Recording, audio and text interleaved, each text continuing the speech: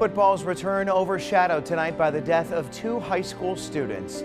Heavy hearts filled the stands at the Eastern Alamance Eastern Randolph game after two students died in a crash, many pledging support for those grieving.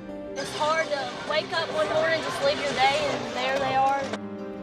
A small town feeling a giant loss. Those who knew the students searching for answers to a tragedy.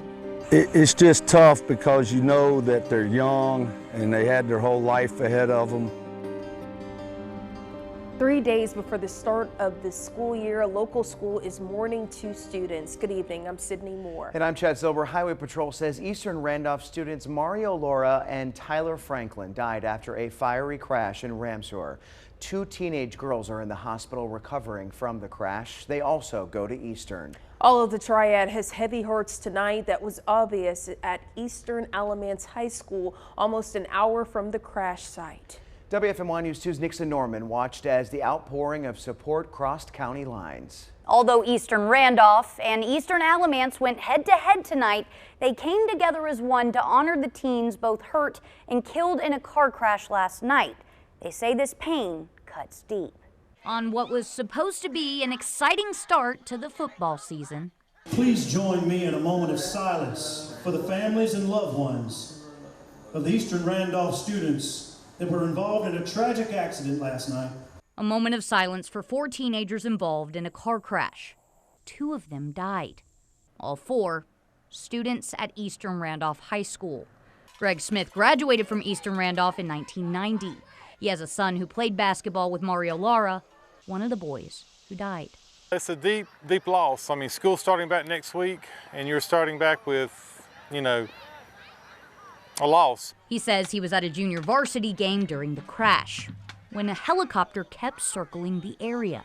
We hear helicopter, we look back over and we see it coming across, and automatically your mind thinks, okay, what's happened, Come to find out, the helicopter would transport one of the victims to the hospital. Word of the crash started spreading through the crowd. It just really starts setting in that something really, really tragic has happened in our community. Eastern Randolph Junior Caitlin Brown is finding it hard to grasp. It was just a shocker, it's a real wake-up call. She says it's made her look at life a bit differently. It makes you think, dang, we're really growing up, life moves quickly and you just gotta live your life one day at a time. She says the Eastern Randolph community is willing to lend a helping hand to those hurting most.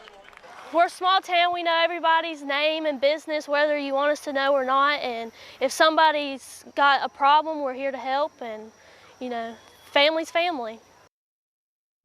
And we just found out Eastern Randolph beat Eastern Alamance tonight 29-0. Nixon, thank you. We also heard from an Eastern Randolph coach and teacher today. He says he knows 3 of the students involved. As you would imagine, he expects heavy hearts in what he called a tight-knit school. Anytime it happens to your kids and your students, it's worse. And it's going to be a tough start to the school on Monday. He says he first knew something was off when he was at a JV football game last night and also saw that helicopter flying overhead. He also lives near the crash site and says he plans to cut down the tree the car hit.